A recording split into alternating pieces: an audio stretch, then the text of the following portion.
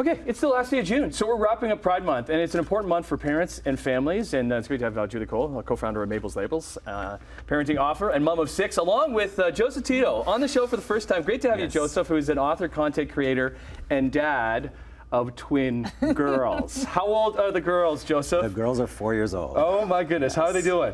They are amazing. Yeah? They're amazing. Have they finished? Are they in school? They are. They're finishing up JK. JK. So, yeah. All right, and then a summer of fun. Last day of summer of school, camp. all right. Summer of Yeah, camp. working parents, summer of camp. And your story is so fascinating. You wrote a book about it. We want to get to that. We want to talk about Pride though too, and just even talking about Pride to our kids. For sure. And I mean, families. it's the end of Pride, and I know for my family, from our perspective, I'm a fierce ally, and Pride has always been really important because it celebrates inclusion and diversity, and for me that's important because it's a core value in our family.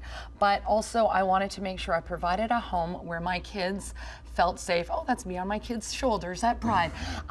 Where my kids always felt safe to be themselves. Yeah. So that has been a very big priority in our family. What about for you, Joseph, as a gay dad? For me, Pride is every day. And the most important thing that I teach my girls is that love is love, and that no matter who you love, you are loved. I try to, since we read every night, so I try to get different books and diverse books, and just showing that there's so many different types of families. There's not a nuclear family anymore. It doesn't exist.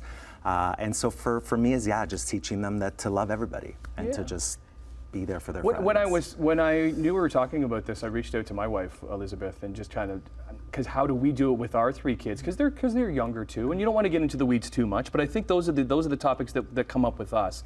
Is every family might look a little bit different. Yeah. We're privileged in this country to be able to have different looking families, and there's nothing wrong with that. And that love is love is important. So I appreciate and I did that. love also. There's been some great events for families. Like P-Flag Halton last week did a family Pride event, which was super fun. So there are age-appropriate things, but I love how you speak about like reading and education is key, right? Yeah. And obviously you just wrote your book because you probably found a gap, you wanted to tell your story, and it is a great educational tool for parents. It's an incredible book.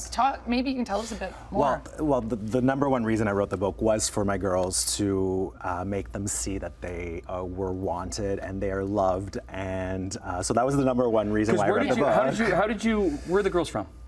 They were born in Kenya. Okay. Yeah, so that's a whole different story. You went as a single dad. I went as a single dad, and nothing. And the book for me is an outlet for parents to educate their children. So it leaves it open for children to question, to have their own questions. So like, the children might ask, why isn't there a mom? Or who is the angel? Or so it's up to the parents to explain to their own children how they want to explain it to them. And it's child-led then, right? If they ask a question, and I always say if my kid asks the question, they're ready for the answer. Exactly. Do you read the book to the girls?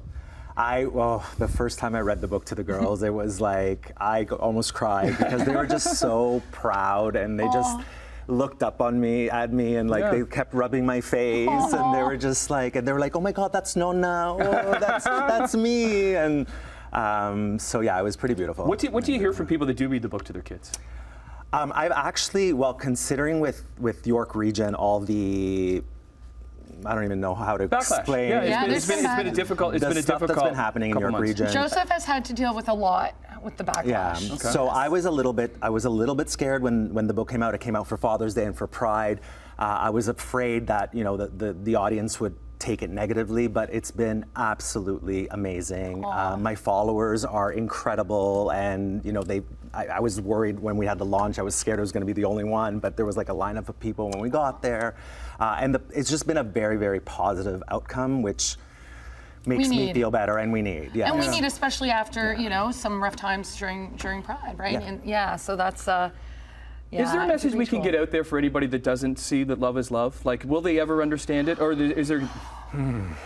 We're running out of time. That's a big question. I think we've got our work cut out for us Yeah. still, Right. and I Yeah. think it comes from parents. We need to raise the next generation. We need to do better. We need to be respecting pronouns. We need to be taking them to events. We need to be having these conversations, and we need to be role modeling. Yeah. Yes. And bringing role models into our kids' lives. It's all about the next generation. Okay. Where can we get the Twin Diaries?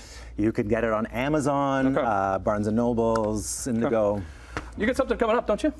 I'm sorry? You got something coming up too, don't I'm you? getting married in like 3 You're weeks. getting married. Oh. You're getting, and what's your partner's name? Frank. Frank. And Frank came in with having 2 twin girls. Frank came in after. Brave Wow, way to go, Brave Frank. man, All brave right, so man. congratulations. Thank you so All right, much. Thank great you. meeting you. Great having you, Julie. The conversation continues on Morning Live.